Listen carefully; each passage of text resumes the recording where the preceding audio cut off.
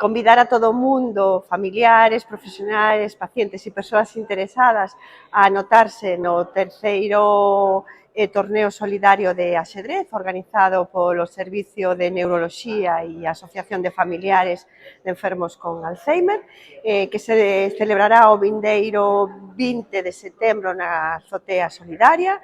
Hai ata o 18 para anotarse e poder participar, así como no cartel tamén figura o número de cuenta da Asociación a favor de todos aqueles que queran contribuir coa asociación, que están a facer unha gran labor cos pacientes e as familias de Alzheimer. Agradecer así mismo tamén ao Club Liceo de Axedrez e a Academia Postal a colaboración que fan para que se realice este terceiro torneo de axedrez.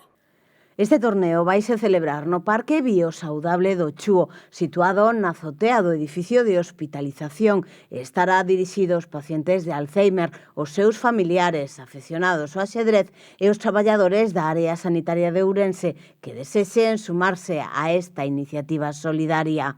Y con ello pretendemos concienciar a todo el mundo sobre la importancia que tiene esta enfermedad.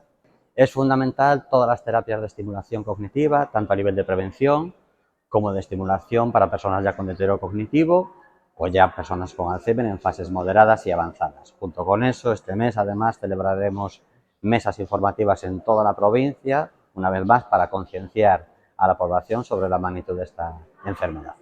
Actividade coordinada polo xefe do Servizo de Neuroloxía do Hospital Universitario de Ourense, Daniel Apolinar García Estévez, e por Joaquín Bello, mestre de xadrez, busca visibilizar os beneficios da utilización de ferramentas e xogos, como pode ser o xadrez, no adestramento cognitivo.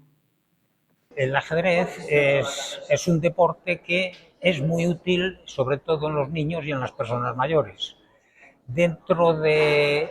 Dentro del ajedrez es fácil aprenderlo y fácil compaginarlo y compartirlo con algún compañero. Hablando del Alzheimer, esta lacra, no vamos a decir lacra, pero este problema que irá en aumento porque cada vez vivimos más tiempo, y Goethe decía que el ajedrez era la gimnasia de la mente, y nunca mejor expresado que en el Alzheimer, por los problemas, puede ser una herramienta muy útil en la terapéutica del paciente.